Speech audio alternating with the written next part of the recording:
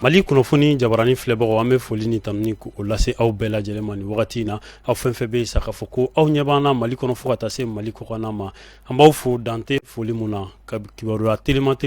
an bolokɔrɔ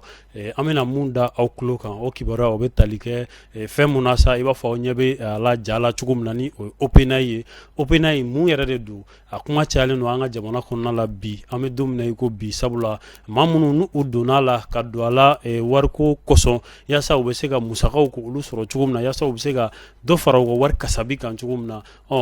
kibaruya laban nana sɔrɔ sa k'a yira k'a fɔ ko maa minnu ni olu kɔni kun ye nin baara in kɔni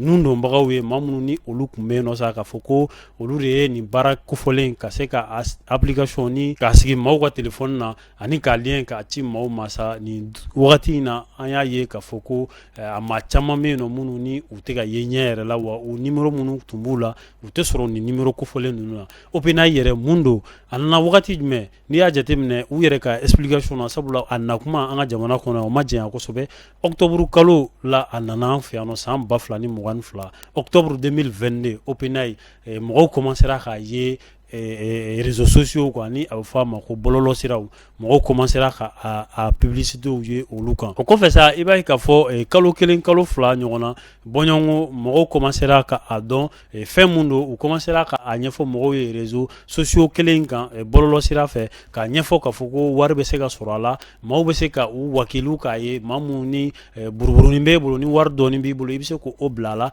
don o don u bɛ waleya dɔw fɔ ni o ye tâche ye k'a fɔ ko i bɛ produit dɔw b'u bolo n'u ye produit feeretaw ye a bɛ se ka kɛ makɔrɔniw b'o la sardiniw b'o la ani fɛn caman wɛrɛ fo ka taa se mansimafɛnw ma i b'olu publicité kɛ don o don ni olu kɛ o kɛ wari dɔɔnin bɛ jigin i ka compte la o b'a yira k'a fɔ ko e ye dɔɔnin sɔrɔ o kun ye OPENAI a application ye o kun ye a tagabolo ye maa minnu ni olu donna la sa maaw donna la wariko kama k'a fɔ ko don o don buruburunin min bɛ sɔrɔ n'o y'i ka pourcentage ye k'a fɔ ko don n'a nataw la o na kɛ u maamagow ye u donna la ni o hakilina ye nka an bɛ don min na i ko bi e ko a tɛ fɛ ka kɛ jigi wariw ye wa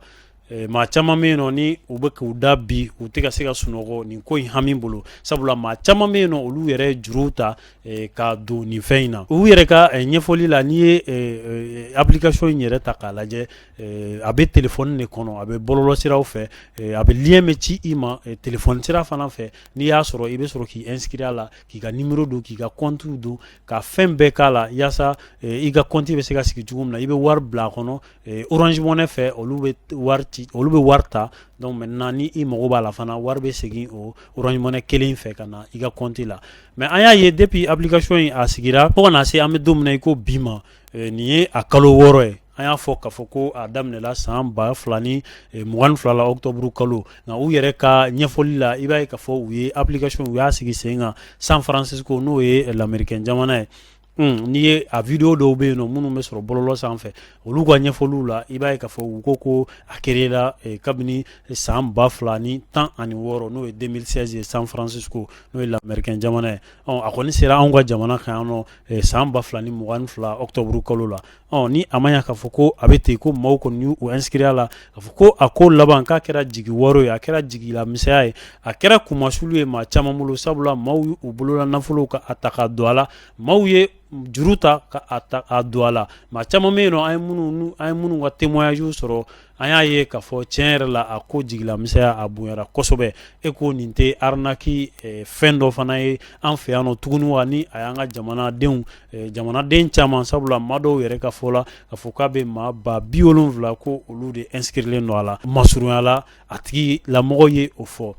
ni a ma ɲɛ k'a fɔ k'a bɛ ten hali n'a sɔrɔ mɔgɔ 100 de inscriren don a la nin bɛɛ lajɛlen ka musaka dɔɔni e ko nin tɛ belebele nin tɛ tiɲɛni ye jamana yɛrɛ ma nka hakilina kelen nin fɛn suguya ni a nana jamana kɔnɔ a bɛ tɛmɛ sira o sira fɛ ɲɛɲinini de kan ka kɛ yaasa a kow bɛ se ka sigi sen kan cogo min na yaasa maaw bɛ se ka a faamuya cogo min na maa dɔw fana ka fɔ la olu y'a yira k'a fɔ ko nin tɛ dɔwɛrɛ foyi ye kɔlɔlɔ mun ni a ye maa minnu inscriren don a sanfɛ k'olu sɔrɔ ko nin kɔni ye nata de kɛlen ka a tiɲɛni don olu ma nata de kɛlen filɛ nin ka a makosa k'o s'u ma n'i y'a ta k'a lajɛ kumaw kɔni cayara maa dɔw y'a yira k'a fɔ ko fili bɛ bɛɛ sɔrɔ wa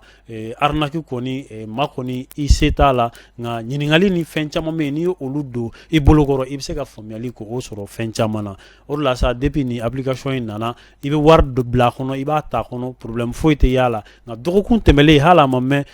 arabadenw maa caman bɛ yen nɔ minnu y'a jira k'a fɔ ko olu ye nin application kelen in k'a jira k'a fɔ ko olu ye retraite demander a la ni o ye ka wari bɔ a kɔnɔ u ye musaka minnu bila a kɔnɔ a ma sɔn a tora ten tɔ sa fo ka na tile kelen tile fila u tora ka a jira maaw la k'a fɔ ko baaramisɛnnin dɔw de bɛ sen na ko n'olu banna ko maaw ka retraite ko o bɛ sɔn ja o kɔni o tun ye a ko yɛrɛ firitɔla yɛrɛ pewu sanga ni sanga an bɛ don min na i ko bi mardi don marisi kalo tile 21 maaw kɔni caman bɔra ka taa u ka siège la ni o ye bi ye sɔgɔmada in na an ye maa caman ye OPENAI siège la ni o ye Lafiyabugu place kan o yɛrɛ kɛrɛfɛ k'a dabɔ ka ɲɛsin o ma maaw ye ɲɔgɔn sɔrɔ yen nɔ ka a fɔ a yira k'a fɔ ko olu kɔni ka wari ko a daragir'u la u bolo dar'u kɔ maa dɔw fɛ u yɛrɛ tɛ maa minnu u sugu dɔn o kɔfɛ sa an tilala k'a ye jaw la k'a fɔ ko maa dɔw fana y'u tilen ka taa communicatif tribunal la yaasa plainte ko olu bɛ se ka don cogo min na maa minnu ni olu kɛra maaw don sababu ye nin na walima maa minnu ni olu kɛra nin application kofɔlen ni olu kɛra nin ko in sigibaga ye sen kan yaasa ka se ka kiiri wuli u nɔfɛ ko bɛ se ka lato u la cogo min na nin waleya in kɔni nin b'an ka jamana kɔnɔ an bɛ don min na i ko bi a gɛlɛya bɛ maa caman kan maa caman bɛ k'i da an bɛ don min na i ko bi